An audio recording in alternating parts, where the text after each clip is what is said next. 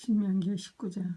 여러분의 하나님 여호와께서 원래 다른 나라들의 것이 있던 땅을 여러분에게 주실 것이요, 여호와께서 그 나라들을 멸망시키고 그 나라들을 차지하여 그들의 성과 집에서 살게 될 것이요, 그때가 되면 성셋을 선택하시오. 하나님 여호와께서 여러분에게 주시는 땅 한가운데 있는 성을 선택하고, 여러분의 하나님 여호와께서 여러분에게 주시는 땅을 세 구역으로 나누어 각 구역마다 도피성을 하나씩 만드시어 그 성으로 가는 길을 닦고 누구든지 살인을 한 사람이 그 성으로 도망갈 수 있게 하시오. 살인을 한 사람의 가는 길에는 다음과 같소. 미워하는 마음이 없이 실수로 살인을 한 사람은 자기 목숨을 건지기 위해 그 성들 가운데 한 곳으로 도망갈 수 있어.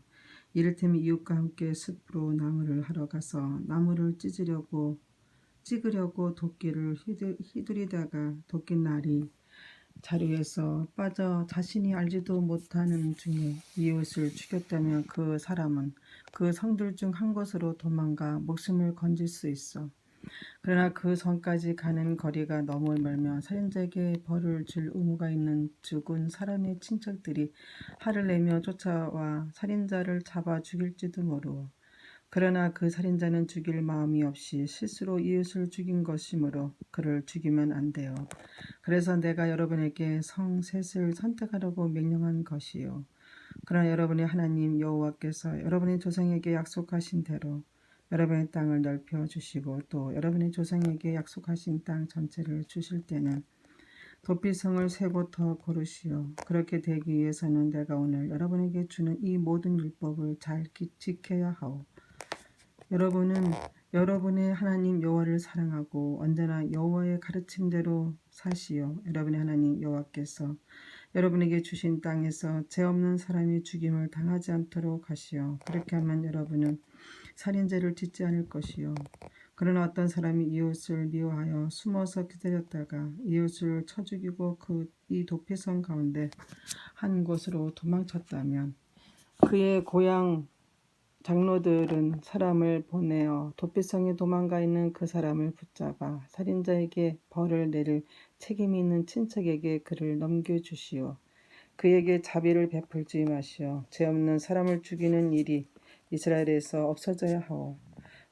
그래야 여러분이 하는 일이 잘 될 것이요, 여러분의 하나님 여호와께서 주시는 땅에서 이웃의 땅이 어디까지인가를 표시해 주는 돌을 옮기지 마시오. 그 돌은 오래전 사람들이 세워놓은 돌이요, 증인 한 사람만으로 어떤 사람의 잘못이나 죄를 가리기에 부족하오.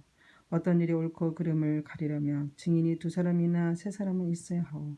만약 어떤 증인이 거짓말을 하여 다른 사람에게 죄를 뒤집어 씌우려 하면 서로 다투고 있는 2사람 모두 여호와 앞에 나와 서시오. 그들은 당시 제사장과 재판관들 앞에 서시오. 재판관들은 그 일을 조심스럽게 살피시오. 만약 증인이 거짓 증언을 하여 이웃에 대하여 거짓말을 하였다면 그가 이웃을 해치려 했던 것만큼 그에게 벌을 내리시오. 그래서 여러분 가운데서 그런 악한 일을 없애버리시오. 그러면 다른 백성도 그 이야기를 듣고 두려워할 것이며 여러분 가운데서 어느 누구도 그런 악한 일을 다시는 하려고 하지 않을 것이요, 그런 사람에게 자비를 베풀지 마시오. 목숨은 목숨으로, 눈은 눈으로, 이는 이로, 손은 손으로, 발은 발로 갚으시오. 신명기 20장. 적과 싸우기 위해 싸움터에 나갔다가 적의 말과 전차와 군대가 여러분보다 많은 것을 보더라도 두려워하지 마시오. 여러분이 이집트에서 인도해 내신 하나님 여호와께서 여러분과 함께 계시기 때문이요. 싸움터에 나가기 전에 제사장은 군대 앞에 나와 말하시오. 제사장은 이렇게 말하시오. 이스라엘 군대들이여 들으시오. 여러분은 오늘 싸움터에 나아가 적과 싸울 것이요, 용기를 잃거나 두려워하지 마시오. 겁내지 마시오. 여러분의 하나님 여호와께서 여러분과 함께 계십니다. 여호와께서 여러분을 위해 적과 싸워 주실 것이며 여러분을 구해 주실 것입니다. 그리고 장교들은 군대를 향해 이렇게 말하시오. 혹시 새 집을 짓고도 들어가 살지 못한 사람이 있는가? 그런 사람은 집으로 돌아가도 좋다.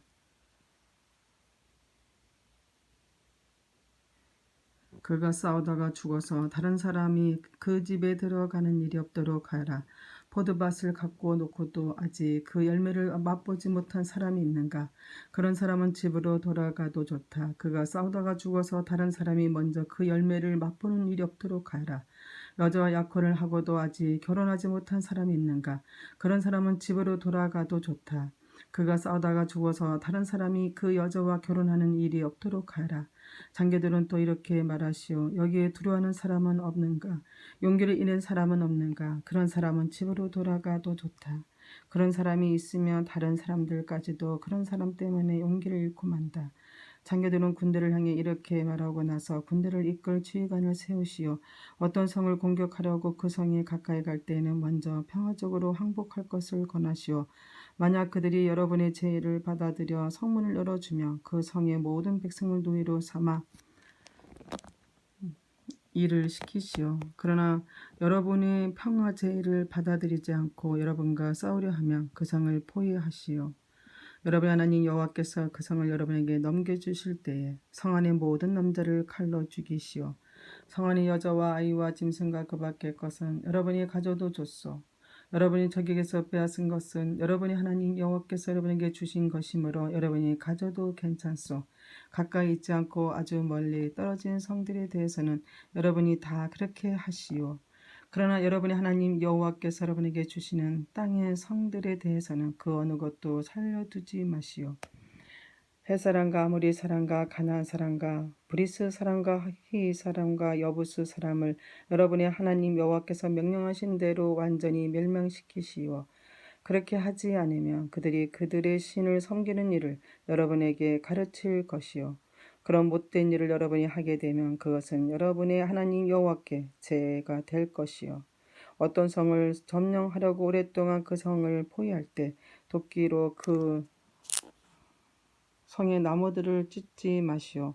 나무의 열매는 다 따 먹어도 되지만 나무 베어 버리지는 마시오.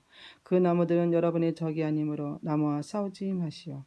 그러나 열매를 맺지 못하는 나무는 베어버려도 좋소. 그런 나무는 베어내서 성을 점령할 때까지 성을 공격할 때 필요한 장비로 만들어 쓰시오.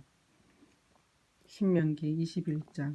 여러분의 하나님 여호와께서 여러분에게 주신 땅에 어떤 사람이 죽은 채 들판에 쓰러져 있는 것이 발견되었는데 누가 그 사람을 죽였는지 아무도 모르며 여러분의 장로들과 재판관들이 그가 쓰러져 있는 곳으로 가서 시체가 주변의 가까운 성들로부터 얼마나 떨어져 있는가를 재어 보시오. 그리고 그 시체에서 가장 가까운 성의 장로들이 책임을 지시오.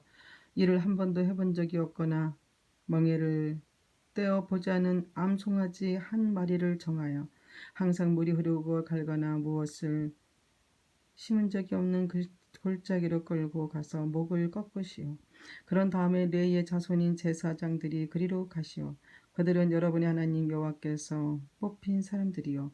그들은 여호와를 섬겨야 하고 여호와의 이름으로 복을 빌어 주어야 하며 온갖 다툼과 싸움에 대해 판결을 내려 주어야 하오. 그리고 죽임을 당한 사람에게서 가장 가까운 성의 장로들이 손을 씻되 골짜기에서 목을 꺾은 암송아지 위에서 손을 씻으시오. 그리고 이렇게 선언하시오. 우리는 이 사람을 죽이지 않았습니다. 그리고 이 사람이 죽은 장면도 보지 못했습니다. 여호와께서 구하신 여호와의 백성 이스라엘의 죄를 씻어 주십시오. 이 죄 없는 사람의 죽음에 대해서 여호와의 백성 이스라엘에게 죄를 묻지 마십시오.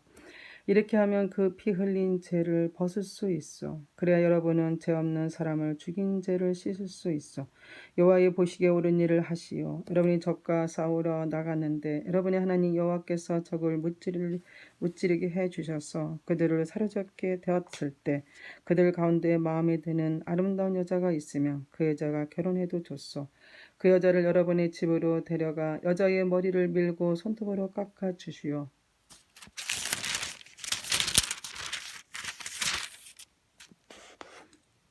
여자가 잡혀올 때에 입었던 옷은 벗으시오. 그 여자는 여러분의 집에 살면서 한 달 동안 자기 부모를 위해 울어야 하오. 그런 마음에야 그 여자와 결혼할 수 있어. 그렇게 하여 여러분은 그의 남편이 되고 그는 아내가 되는 것이요. 그러나 만약 그 여자가 마음에 들지 않으면 어디든지 그 여자가 원하는 곳으로 보내주시오. 그러나 돈을 받고 여자가 팔 수는 없소. 여자를 욕되게 하였으므로 노예로 취급하지 말아야 하오. 어떤 사람에게 두 아내가 있는데 한 아내는 사랑을 받았으나 다른 아내는 사랑을 받지 못하였다고 합시다. 그러다가 두 아내 모두 아들을 낳았는데 사랑을 받지 못하던 아내의 아들이 맏아들이라면 남편이 자기 재산을 아들에게 물려주는 날에 맏아들 그가 사랑하지 않은 아내의 아들이 받아야 할 몫을 자기가 사랑하는 아내의 아들에게 주면 안 돼요. 사랑을 받지 못하는 아내의 아들을 맏아들로 인정하고 자기의 모든 재산에서 두 몫을 그에게 줘야 하오. 그 아들은 그 아버지가 자녀를 낳을 수 있음을 보여준 첫 아들이므로 맏아들의 권리는 그의 것이요. 어떤 사람에게 고집이 세고 아버지나 어머니의 말씀을 따르지 않으면 타일러도 듣지 않는 아들이 있으면 그의 부모는 그를 성문에 있는 장로들에게 데려가시오. 그의 부모는 장로들에게 이렇게 말하시오. 우리 아들은 고집이 세고 무엇이든 제 멋대로 하여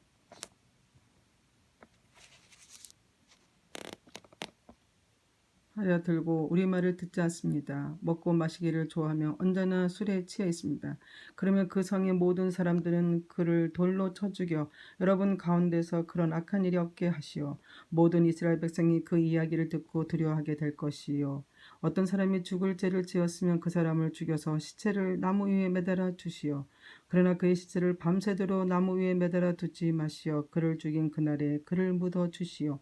누구든지 나무 위에 매달린 사람은 하나님께 저주를 받은 사람이요 여러분은 여러분의 하나님 여호와께서 주신 땅을 더럽히지 마시오.